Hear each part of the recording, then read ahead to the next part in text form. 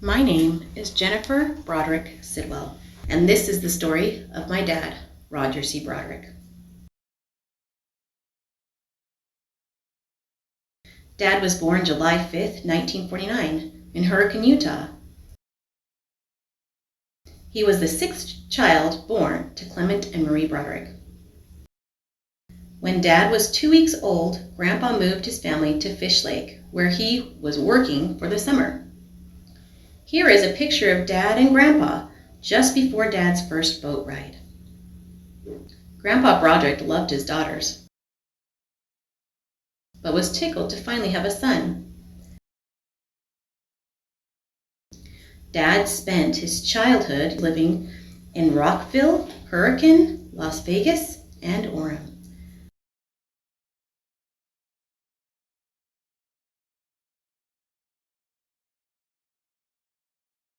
Dad was a fun and thoughtful brother.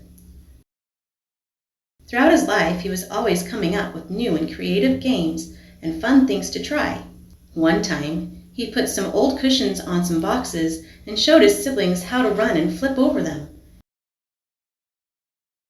He created inner tube towers, tire swing launchers, powdered milk grenades, and endless other fun activities. Probably my favorite of all of Dad's inventions is the snow pillow. We loved to make them and use them together.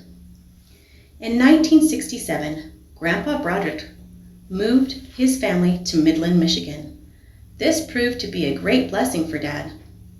With the Vietnam War raging in 1968, Dad was set to be drafted. Each ward was limited to sending out 2 missionaries each year.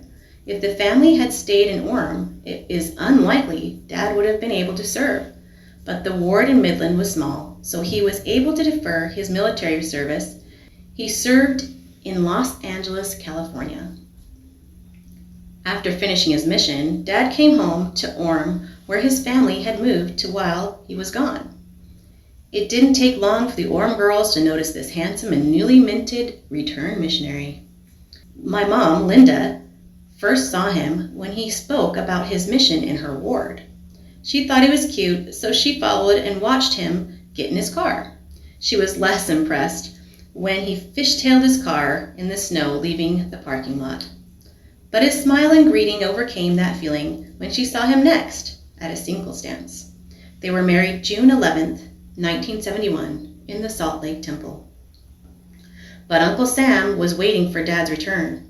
Dad signed up with the Air Force and left for basic training in Texas just 2 weeks after he was married. Mom joined him when he was assigned to Castle Air Force Base in Merced, California. They spent 2 years there. Dad didn't love it and accepted an early release as soon as it was offered. He never considered himself to be a real military veteran, but he gained valuable training in heating and air conditioning during his service. He also gained 2 sons, as Chris and Greg were both born in California. The next decade found our little family moving from job to job. He worked a few years at the Huntington, Utah power plant, but spent most of the time doing all kinds of construction jobs with his dad and brothers in the family business. 2 more children came during these years. Joe and I were both born in Provo. Then in 1982, when I was just 4 months old, Uncle Pete invited Dad to come down to Arizona and work as an apprentice carpenter at the new Palo Verde nuclear power plant in Tonopah. After a decade of just making it by, Dad was very thankful for steady employment. He worked at the plant for 32 years, most of the time working on heating and air conditioning. Dad loved music. He could play the trumpet and liked playing around on the piano, but he especially enjoyed singing. He sang in the ward choir, and our family sang in church together several times. We were always listening to the radio and singing together. Dad especially loved music from the 50s and 60s, like Marty Robbins and the Carpenters. Dad had many opportunities to serve in the church. He spent time as scoutmaster, elders quorum president, ward clerk, and bishopric counselor. He was a positive influence in many people's lives. Dad is a wonderful father, husband, and friend with many Christ-like attributes worthy of emulation. He is kind, selfless, generous, hardworking, and witty. He loved helping people fix things, particularly their cars. He always had a smile on his face, a joke to tell, and a silly saying like, "You can't ruin a potato." Dad was also very stubborn.